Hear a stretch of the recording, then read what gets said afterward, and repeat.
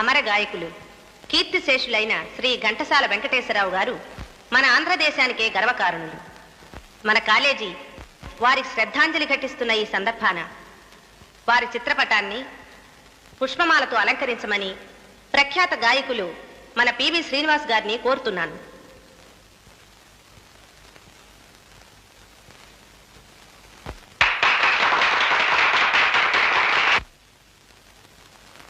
వారి స్మృతి చిహ్నంగా ఘంటసాల వారు గానం చేసిన శ్రీ జంజాల పాపయ్య శాస్త్రి గారు రచించిన కుంతీ కుమారి పద్యకావ్యాన్ని ఇప్పుడు నాటక రూపంగా ప్రదర్శించబోతున్నాము.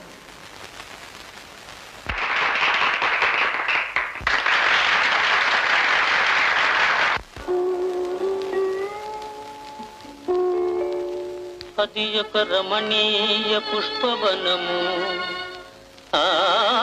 ఆవనమందొక మేడపై అది ఒక మారుమూల గది. ఆ గది తలుపులు తీసి మెల్లగా 15 ఈడుగల బాలిక పోలిక రాత పిల్ల జంకొద వెడు కాళ్ళతోడ దిగుతున్నది క్రిందికి మెట్ల మీదుగాన్.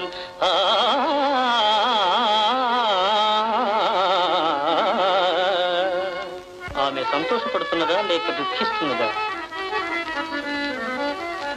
దొరలు ఆనంద భాష్పాలో పొరలు దుఃఖ భాష్పములగాని అవి గుర్తుపట్టలేము. రాలుచున్నవి ఆమె నేత్రాల నుండి బాలకుని ముత్తు చెక్కుట తాళ మీద.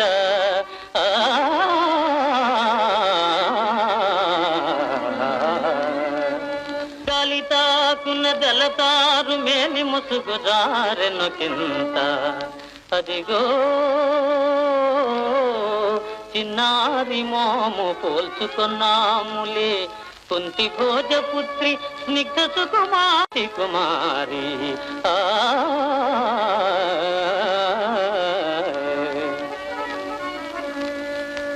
ముని మంత్రంబున సంగనేలా ఇడుగో మున్ముందు మార్తాండు రమ్మని నే కోరగనేలా. కోరితినివో ఆ తండు రానేలా. వచ్చనువో కన్య నుంచు నిల్చగా నన్ను చేపట్టగానేలా. పట్టునువో పట్టిన సంగనేలా. అడుగంటెల్ కుంతి సౌభాగ్యముల్.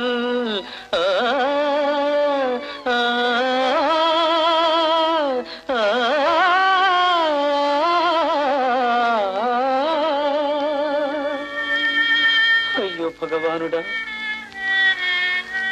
ఈ విషాదాశ్రువులతోడ ఇంక ఎంత కాలమీ మేను మోతూ.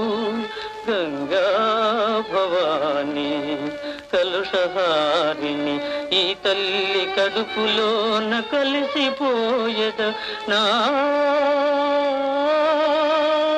కన్న కడుపు తోడా.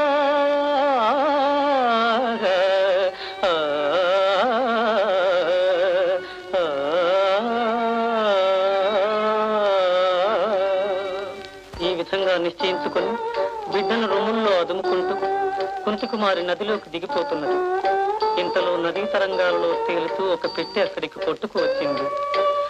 కుంతికుమారి కన్నుల్లో ఆశాకణాలు మెరిశాయి. ఈశ్వరేచ్ఛ ఇలా ఉన్నదని గుర్తించింది. ఆమె ఆత్మహత్య నుంచి విరమించుకుంది. అయ్యో తండ్రి, ఉన్నమ చందమామ సరిపోయేది నీ వరహాలము.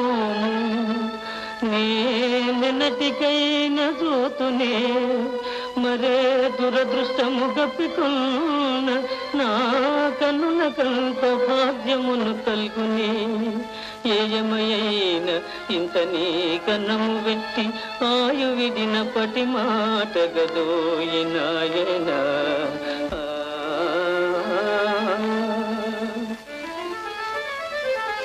తల్లి గంగా భవాని, బాలభానుని బోలు నా బాలు నీదు గర్భమున నుంచుతుంటి గంగా భవాని. ఈయననే తల్లి చేతిలో నేను పెట్టి మాట మన్నింపుమమ్మా.